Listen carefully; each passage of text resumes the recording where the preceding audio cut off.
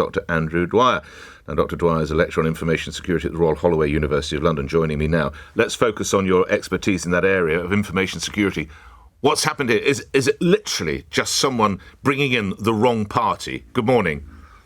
Good morning. Yeah, absolutely extraordinary. But yes, someone, in this case, Mike Waltz, who's the National Security Advisor, added Jeffrey Goldberg, the editor of The Atlantic, into that chat, like we all do when we might add a friend to a group chat accidentally and then talk about something we don't want them to know. Exactly the same thing has happened here, but on a completely different level. This is your bread and butter. And am I saying it's roughly the same security as, I don't know, Signal? Is it roughly the same as a WhatsApp group? And I'm in a number of those. Is it, broadly speaking, the same, Andrew? So Signal is regarded as one of the most secure platforms. So a bit more secure than what WhatsApp is. It's what journalists use frequently. But it's still commercially available. It's not like a top secret CIA product or something like that. No, it's commercially available. It's what we call end-to-end encrypted, so no one can see your messages, not Signal and no one else in between as well. So in many ways, it's very secure, but our phones aren't 100% secure. So people might have access to our phones and then see what's going on. So it is not equivalent to a CIA-grade communication tool. So noting it's high level within the idea of groups, and the one I've got with my family and my children is, much lower level, I buy that. But we're talking about plans to bomb a hostile country on that kind of communication tool. Your take on that? Well, it's just frankly crazy and extraordinary that was even possible or allowed. They shouldn't be using these type of platforms for that type of communication. And it looks like it might have broken several US federal laws to do that, because you're sharing the most sensitive information, as was on Jeffrey Goldberg's clip there.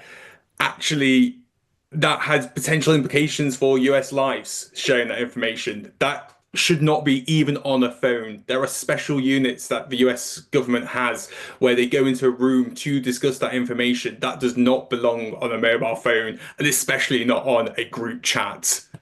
Enjoyed our time together. Thank you. I've learnt a lot. Dr Andrew Dwyer, and every day should be a school day. Dr Andrew Dwyer, you're a lecturer on information security at the Royal Holloway, University of London. Well, there's that aspect of it, which is the incomprehensibility of discussing effectively war plans, or certainly bombing plans, not war plans, let's go not too far, but bombing plans, on a network, on a group, whatever you want to call it, such as that.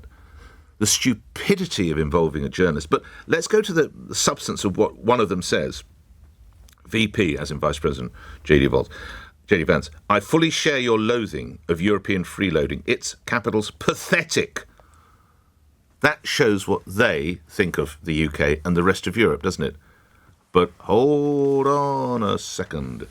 When you look at the pitifully low amounts of money that much of Europe spends towards the defence of NATO, actually it is pretty pathetic, isn't it? Have you ever inadvertently been included in one? How important are they? Are they the only way you find that you manage to talk to your children, your mate, your circle of friends? Is that how you plot what you're going to do this afternoon? Let's all meet up in whatever, Cafe Nero, Starbucks, whatever, eat, if it still exists. Let's have a coffee, let's do this, let's go to a restaurant. So let's go to the pub. Who wants to see a movie tonight? What do you fancy on the weekend? Anybody want to... Weather's getting better. Anybody want to go and have some fishing? Want to go fishing? Want to take the boat out? Let's go to a restaurant. What you don't discuss is, shall we bomb some Houthis? That's what you wouldn't put on that sort of chat. Phil's in Penrith. Phil, you're on the radio. Good morning. Good morning, Nick, again. Good to have you on.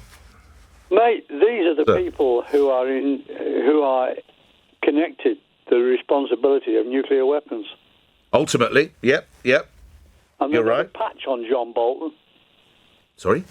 The chap you had on yesterday, Mr. Bolton. Oh, yes, I'm afraid I didn't. Yes, I remember him, yes. So what did he say? He spoke a lot of sense, and he was a man worth listening to. Right, well, you'll have to summarise what he said for me. I can't do that. Well, he's very realistic about his attitude towards Russia and the way Trump is creeping to Putin at the moment. He's embarrassed by it. Mm-hmm. OK, I hear that. What about what the Defence Secretary, well, I'm calling him the Defence Secretary, Peter Hegseth says, the loathing of European countries, freeloading, it's pathetic. He's right there, isn't he? We all need each other, Nick. Well, they sound as if they don't want us as friends to me. Well, most of Europe, or a lot of Europe, doesn't even pay 2% of its GDP let alone the 2.5 or 3% that President Trump should be. So they don't. Spain, 1.28%, Luxembourg 1.9%, Belgium 1.3%, Canada 1.3%. I know Canada's not in Europe. Italy 1.47%. I could go on. They're right. Much of it is pathetic, isn't it? Get them to pull their socks up. How? We all need each other. We really do. I think we're at war at the moment, and we need each other. How does the US need an organisation that doesn't pay its bill for insurance? Well, they've got to be embarrassed into paying it, haven't they? They've got to be shown what a load of cheapskates they are. Let's hear it. Well, he says that they are cheapskates, but they still don't change. He called them out.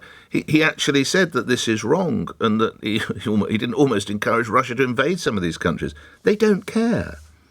So that it is pathetic, Phil. It's frightening, isn't it? The whole thing frightens me at the moment. I look at the situation with the nuclear weapons, and the whole thing frightens me.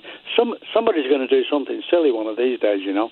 Well, I hope you're... Well, it depends what you define by something silly, but I hope you're wrong with that gloomy forecast. Phil, thank you. David's in Walthamstow. David, you're on the radio. Good morning. Good morning, Nick. What you can tell me? I think you're going overboard. As far as the Europeans have been basically funding America's military infrastructure, all the factories, their military hardware. You know, like, for example, the F-35, the fighter jet. Right.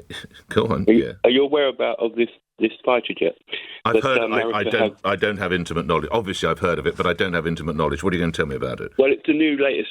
Apparently, yes. Canada and Portugal, Germany, quite a lot of the European countries are now going to shelve it. Mm-hmm. And this is worrying America because of the billions and billions of income that's going to be lost. Right. Now, you've got to remember, effectively, there's always two sides to every story.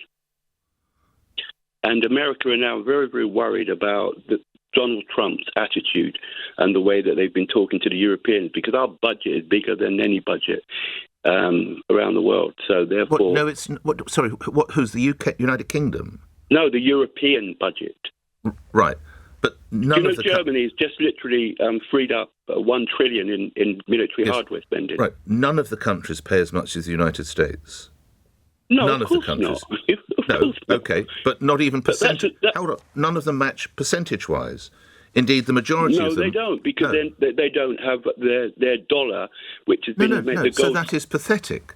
So the United States continues to effectively provide insurance cover, if you will, through NATO, and many, not all, but actually, at least just under half, don't pay the dues. That's pathetic. Nick, that's agreed, but you deal with it through diplomacy. You don't deal with it through shouting. You keep saying that. It's what Phil said.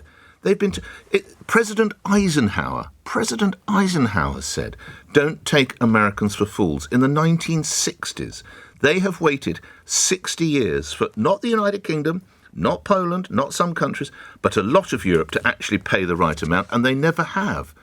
Okay, and it is pathetic. Okay, you're speaking like that now. Let's see how you're going to speak when all this European money that's going to be spent in Europe, not in America, for all this military hardware. Let's see then whether they're going to be saying the same thing. They'll be begging Europe to be coming back and spending money on their fighter jets, etc. Because those companies, Lockheed Martin and all those big companies, are in trouble now because Canada's just cancelled a contract. Well, Canada, Portugal, 1.37% of GDP from Canada. Doesn't even come anywhere near the 2%. In fact, it is in the bottom 5, Canada. So don't give me lectures about Canada, David. No, I think you should also do some research because you're just going off. I've got it all in front of me, mate. I've got it all in front of me, which is why I totally accept the fact that this mistake is of gargantuan proportions, that you would include a journalist when you're talking about plans to bomb somewhere. It is nuts. But the basic essence of some of the exchanges on that, which is, I fully share your loathing of European freeloading, Vice President, it's pathetic. He's right. Hassan is in Westminster, been hanging on the line for a long time. Hassan, how big a deal is this? Good morning. Look, I think it is a big deal. It shows how much contempt the Americans hold their allies in, and it also shows that how lackluster their security arrangements are, that they would let this sort of such sensitive information be discussed in such insecure channels. Do America's allies deserve to be held in such contempt? Look, I think this is an important discussion, and just pointing towards U.S. defense spending as a percentage of GDP as the gold standard, I think is deeply disingenuous. Why? The U.S. used to spend 10% of their GDP on defense during the Cold War, and then that went down to below 3%. Where it's at 3.4 now, just so that you know. 3.4. Yeah, exactly, and that's about $900 billion. But defense spending is one of the worst users of public funding, because you're buying tanks and planes and aircraft carriers, which hopefully we will never use. Instead, but you don't have an option, do you? No, we do have an option. So let me give you an example. So during austerity that George Osborne and the Tories introduced, 335,000 people are expected to have prematurely died in the UK. Now, I would argue that instead of using our magic money tree for defense spending, we should actually invest that money in lots of public services. The Germans have a $4 trillion economy. How does that protect us against Vladimir Putin's Russia? Look, Vladimir Putin's Russia did not suddenly appear from planet Mars, right? It has built up over years in a context. Yes, right? That's not answering the question, is it, sir? Yes. No, it is. What I'm saying to you is that these crises are built over years because of some of our own actions. The Houthis didn't appear from a different planet. They are part of a civil war which was caused by our arms and equipment sales to the Saudis. And so just trying to use our arms and equipment for even more attacks on them is not going to solve the problem. But I don't see how, and you say you'd want to pay more on public services, so let's say we have better schools, better hospitals, better social services, whatever. That's not going to... The first role of a government is to protect the citizens. That's not going to help protect us, is it? Do you accept the world is in a rather perilous position at this time? No, I don't actually. I think the world... I don't. Because I think we have created and exaggerated a lot of the threats that we have been facing. Our military involvement in the Middle East, in Iraq, in Syria and others... You don't see Vladimir Putin's actions as quite aggressive? No. They are aggressive, but they have been made aggressive because of our own actions. So you think that our involvement in the Middle East had nothing to do with the mess in Yemen and Syria and others? You can go back decades. You can go back decades. We're not going back decades. We are going back 5 years. No, of course we can. We are going back 5 years. 10 years. Let's go back. Do we have any historic context to these things, or are we just going to pretend these things have happened and they have nothing to do with the past? We are where we are. We're not where we want to be. And the role of where we might want to be, I should say. And the role of the government is to protect the citizens. And if you've got an aggressive and rather ambitious Russia, you have to prepare to defend that, don't you? Defend against that. No, I'm saying that where we are is a direct consequence of a series of decisions that we've been making over the past few years. And let's forget ancient history. I'm talking about last 4 years, 5 years, 7 years, right? Let's have at least some sort of idea of context. And you don't agree, lastly, you wouldn't agree with spending more on defence. You don't think it's necessary? No, I think we have far right on the march. We have crumbling infrastructure. We have massive people in queues and long COVID. That is what we need to address, not go around spending money on new gizmos for our generals to whiz around the world in. All right. Hassan, thank you for all your input. Very cogently argued.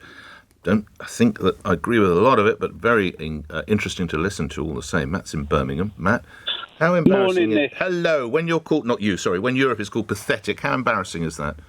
Well, the issue on the Americans over WhatsApp and then bad mouthing us, I find it spineless, absolute spineless. And you, Nick, should be backing us even more. As Brits, I know you do. You've got our best interest all the time, but you're sounding like you're on the side of the Americans. Yes, we've underpaid for many years. We have. Why didn't they just come out to our faces and say it, though? It is, as I said earlier, They've been saying it to our faces since President Eisenhower in the 1960s. Why didn't they put their foot down properly then?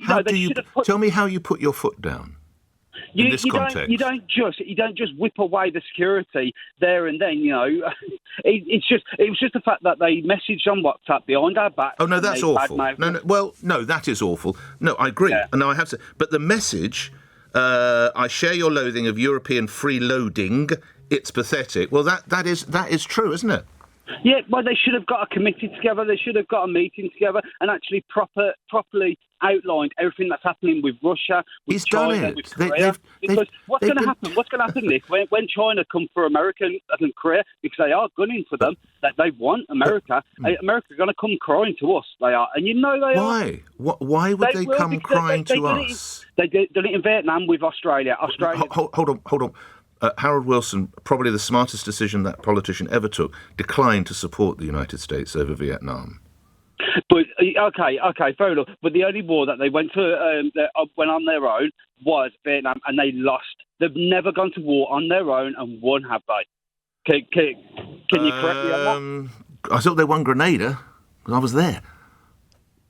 I mean, you're right. Listen, in context of if you talk, well, did they win Iraq? Did they win Afghanistan? On and on you go. Yeah, they always seem to need allies, but I do think possibly the position has changed, and what has happened year in, year out is that we have the United Kingdom and other European countries have progressively spent less and less on defence and more on other matters, and I don't think... But Matt, very grateful for your stance on this. Thank you. Have a good day. Geoff's in Merthyr Tydfil. Geoff, you're on the radio. Good morning. Good morning, Nick. It's been a pretty depressing sort of programme, but... Oh, I'm sorry about that. I'll do what I can. Don't worry about it, Nick. Well, I do now. I might not sleep. I might be the exact opposite of the Heathrow boss. I might not get any sleep because of what you said, Geoff. I mean, I'm not talking to you about the other week down at the rugby, am I? I mean, I didn't come on to you and say, Geoff, what about that game? What's the score again? 14 plays 68. The biggest defeat you've had. I mean, I didn't start the conversation like that, Geoff. There is no need to be nasty. Nick, it's only a game. It is only a game. Well, not for the Welsh. Look, Nick, can we at least put a little bit of optimism into this? Come on, let's do it. Germany has awoken. 500 billion euros just to kick off. Yep. They've thrown their fiscal rules out the window. They have. They are now going to really come in. Yep. France has offered its nuclear weapons as an umbrella. Europe is awakening. Well, is it? Is it Spain, 1.28%, Germany, Belgium, 1.3%, Italy, 1.49%, Portugal, 1.55%? Come on, that's pitiful. But they want all the protection. You keep quoting percentages. I do. All those people, all those countries that you've mentioned are all committing themselves to the defence of Europe. Where UK is, I'm not quite sure, but there is. What in? Where is it? It's 10th in level, going from the top down. Poland puts in the most, and then you come to United Kingdom. In ninth. Well, whatever we do, Europe itself, because we're sort of outside Europe at the moment, aren't we? But Europe itself is uniting in its defence. That's the good news.